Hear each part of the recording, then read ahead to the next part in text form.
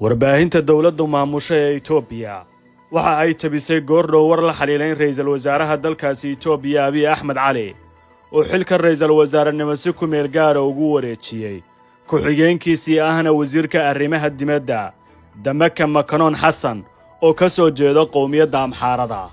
warka oo sheegay wasiirka warfaafinta waxa uu tilmaamay in sababta tallaabadaasi loo sameeyay ay tahay Abiy Ahmed uu jiro jiidda dagaalka halkaana uu ka hogaaminayo howlgal ay ugu magac dareen Itoobiya mid lagu badbaadinayo qarannimada Itoobiya.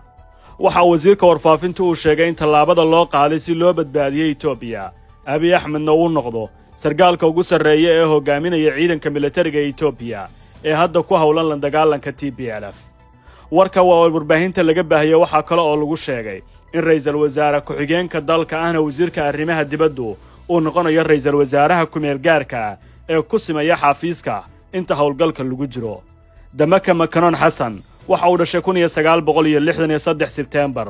waxa uu hore ra'iisul wasaare ku-xigeenka salaankooda u soo fuulay xilligii uu xukunka dalkaasi la wareegay Desailly Haile Mariam oo ahaa ra'iisul wasaaraha Itoobiya. hore waxa uu sidoo kale hadda noqday ra'iisul wasaare ku-xigeen iyo wasiirka arrimaha dibadda. waa madaxweyne ku-xigeenka xisbiga uu hogaamiyo ra'iisul wasaaraha dalkaasi Itoobiya Abiy Ahmed ee barwaaqo.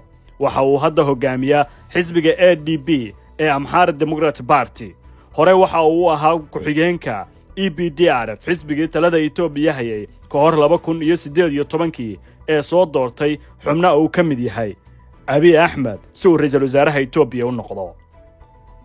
dadka yaqaana waxa ay ugu yeeraan kasoko muslimnimadiisa inuu yahay mid ka soo jeeda qowmiyadda Amxaarada gaar ahaan Raaya. waxa uu siyaasad ahaan aaminsan yahay in reer galbeedku ay yihiin kuwa dhib ku ah Itoobiya sida uu dhawaan ku dooday mar uu la kulmay xubno ka tirsan dawladda Mareykanka. Abiy Ahmed tallaabada uu qaaday ee uu xilka ra'iisul wasaarenimo ugu wareejiyay ama si ku simanimo ah ku-xigeenkiisa dadka qaar waxa ay ku fasirayaan inay tahay xil wareejin si hoose loo sameeyay. qaarkood waxa ay ugu yeerayaan inay tahay isbeddello degdeg ah oo Itoobiya cagaha ay la sii galayso. Abiy shalay waxa uu sheegay inuu diyaar u yahay in Itoobiya la xoreeyo. waxa uu sheegay in kuwa ku soo duulay ay la dagaalami doonaan ilaa saacadda u dambaysa. Abiy waa korneyl dagaal marka laga hadlayo falsafadda xagga militariga. waxa uu hore qayb uga noqday 1991 ciidankii TPLF ee talada ka tuuray dargigii Mingista Haile Mariam.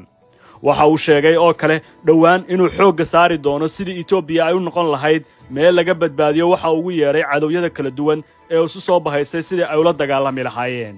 warka Itoobiya ka yimid ee hadda xil wareejinta ahi waxa uu ku sii shubayaa saaxadda siyaasadda ee dalkaasi isbeddello waaweyn. dhammaan militariga Itoobiya waxa la rumaysan yahay in quwadoodu ay hoos u dhacday. tayada, moralka iyo agabka militari ee haystaanba hadda waxa lagu fasirayaa inuu yahay mid kooban. jiidaha dagaalku way sii kordhaysaa. maalmaha soo socda si weyn ayaa indhaha loogu hayaa waxa isbedeli doona gudaha Itoobiya. isbeddelka hadda xukunka loogu wareejiyay Damaka Makanon ma noqon doonaa mid sii waara oo xukunka xagga Itoobiya ay noqoto mid si weyn saameynteedu ay u tagto qowmiyadda Amxaarada.